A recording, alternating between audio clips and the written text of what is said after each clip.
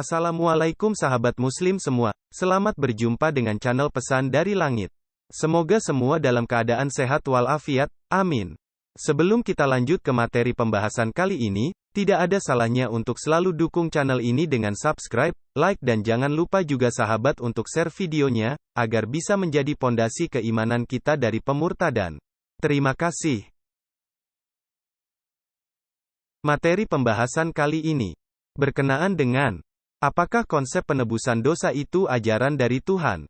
Ataukah malah sebaliknya, berasal dari setan? Tonton terus videonya, agar Anda tidak gagal paham. Mat 18 ayat 1. Pada waktu itu datanglah murid-murid itu kepada Yesus dan bertanya, siapakah yang terbesar dalam kerajaan sorga? Mat 18 ayat 2. Maka Yesus memanggil seorang anak kecil dan menempatkannya di tengah-tengah mereka. Mat 18 ayat 3, lalu berkata, Aku berkata kepadamu, sesungguhnya jika kamu tidak bertobat dan menjadi seperti anak kecil ini, kamu tidak akan masuk ke dalam kerajaan sorga. Jadi intinya di ayat-ayat tersebut Yesus mengajarkan untuk bertobat, bukan untuk mati di kayu salib dengan alibi penebusan dosa. Ingat Yesus sendiri mengajarkan bertobat. Jadi konsep penebusan dosa itu ajaran sesat dari Paulus. Dan ingat pula Tuhan atau Allah sangat mengutuk pembunuhan, seperti firman-Nya dalam Injil berikut ini. Dengarlah firman Tuhan, hai orang Israel, sebab Tuhan mempunyai perkara dengan penduduk negeri ini, sebab tidak ada kesetiaan dan tidak ada kasih, dan tidak ada pengenalan akan Allah di negeri ini, hanya mengutuk, berbohong, membunuh, mencuri, berzina, melakukan kekerasan dan penumpahan darah menyusul penumpahan darah. Ingat Tuhan atau Allah pun mengutuk membunuh. Masa iya Tuhan atau Allah lupa dengan firman-Nya sendiri, ataukah Tuhan pelin-pelan? Oh, tentu tidak. Masa iya Tuhan atau Allah turun ke dunia dalam rupa Yesus untuk menebus dosa dengan cara tragis yakni mati di salib? Saya rasa tidak logis, karena Tuhan sendiri mengutuk membunuh, apalagi ini membunuh dirinya sendiri. Apakah adil Tuhan menebus dosa dengan cara disalib? Bagaimana nasib yang membunuh Tuhan dalam rupa Yesus menurut logika akal sehat Anda? Yang pertama, apakah mereka berdosa dan masuk neraka, karena telah membunuh Yesus, bahkan yang dibunuh itu Tuhan yang menjelma? Adilkah Tuhan atau Allah kepada mereka padahal mereka juga manusia ciptaannya? Adilkah Tuhan atau Allah kepada mereka, sedang Tuhan sendiri yang ingin mati, dengan konsep penebusan dosa? Yang kedua, apakah yang telah membunuh Tuhan, itu dapat bonus, dan tiket langsung masuk surga, karena sudah melancarkan keinginan Tuhan? Bagaimana menurut logika Anda? Saya rasa tidak logis. Sebab Tuhan mengutuk hal demikian. Sungguh sangat tidak masuk akal alias konsep sesat. Tuhan yang melarang tapi Tuhan sendiri yang memakan larangannya. Sungguh ironis. Apakah benar Yesus pernah mengajarkan kepada murid-muridnya bahwa kematiannya di tiang salib sebagai wujud penebusan dosa manusia? Apakah Allah pernah mewahyukan kepada para nabi dahulu bahwa kematian Yesus sebagai penebusan dosa manusia? Dan apakah ada dalam ajaran dahulu konsep penebusan dosa atas darah Kristus? Jawab, tidak pernah dan tak akan pernah kita temui dalam ajaran dahulu ada konsep penebusan dosa ini dan Yesus pun tidak pernah mengajarkan kepada murid-muridnya maupun kepada umatnya bahwa Allah telah menobatkannya sebagai juru selamat dan bahwa darahnya akan dibayarkan oleh Allah kepada setan sebagai penebus dosa umat manusia.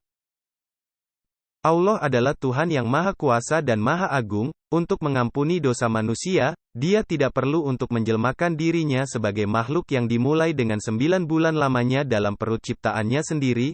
Tidak adakah tugas-tugas atau pekerjaan lain yang lebih berarti daripada Dia harus melakukan pekerjaan seperti itu? Jadi ajaran siapakah konsep ini, dan dari manakah ajaran ini?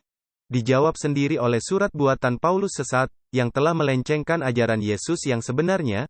Sebab kamu telah dibeli oleh Allah, dan harganya telah lunas dibayar kepada setan dengan darah Kristus, karena itu muliakanlah Allah dengan tubuhmu, I Korintus 6 ayat 20.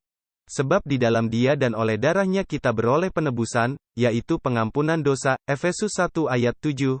Ketika Paulus mendengar cerita tentang penyaliban Yesus, yang katanya, mati, yang katanya, bangkit kembali, dia yakin bahwa inilah Kristus baru, yang bangkit dari antara orang mati. Persis seperti Dewa Herakles dan Dewa Mitra yang dia puja. Paulus dengan cerdik menghubungkan penyaliban Yesus dengan mitos dewa Herakles yang mengorbankan sapi agar darahnya menjadi penebus dosa dan memberikan kehidupan baru.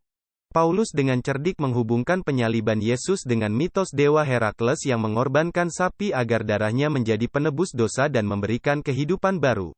Seperti ditulis oleh Wilson dalam buku The Mind of Paul the Apostle halaman 27 menjelaskan.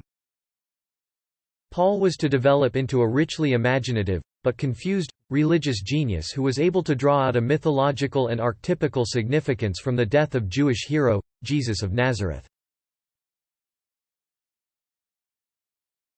Disney saya akan coba terjemahkan dalam bahasa Indonesia. Oke, kita dengarkan. Paulus akan berkembang menjadi seorang jenius religius yang sangat imajinatif, tetapi bingung, yang mampu menarik makna mitologis dan pola dasar dari kematian pahlawan Yahudi, Yesus dari Nazaret. Paulus menciptakan dengan kekayaan berhayal, namun membingungkan, keahlian religi yang memungkinkannya mengaitkan kematian pahlawan Yahudi, Yesus dari Nazaret, dengan mitos dan model, dewa-dewa penyembah berhala. Pauluslah yang menafsirkan penyaliban Yesus sebagai penyelamat manusia. Menurutnya darah Yesus di tiang salib mirip dengan darah sapi yang menyelamatkan menurut para penyembah dewa mitra. Paul's invention of the Christian Eucharist, as an addition to the agape meal, or love feast practiced by all Christians, is of a piece with his understanding of the sacrificial nature of Christ's death, which he saw in the same light that the followers of Mithra saw the death of the sacrificial bull. This would have had a powerful appeal to the pagan in Corinth, though it would have been meaningless, and highly distasteful, to the Jews. Disney saya akan coba lagi untuk terjemahkan dalam bahasa Indonesia. Oke, kita dengarkan. Ekaristi, sebagai tambahan dari perjamuan agape, atau pesta cinta yang dipraktekkan oleh semua orang Kristen, masing-masing dengan pemahamannya tentang sifat pengorbanan kematian Kristus, yang dia lihat dalam cahaya yang sama bahwa pengikut mitra melihat kematian banteng korban, ini akan memiliki daya tarik yang kuat bagi orang kafir di Korintus, meskipun itu tidak ada artinya, dan sangat tidak menyenangkan, bagi orang Yahudi.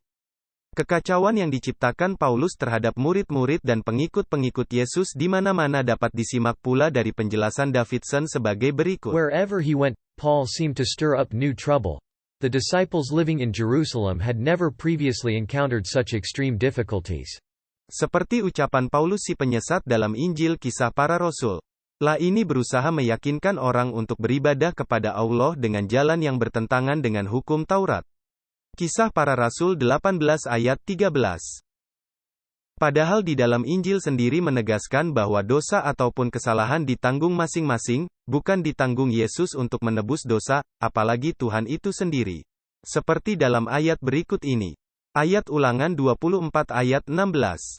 Ayah tidak boleh dihukum mati untuk anak-anaknya, dan anak-anak tidak boleh dihukum mati karena ayahnya, setiap orang harus dihukum mati karena dosanya sendiri. Dalam Yehezkiel 18 ayat 20.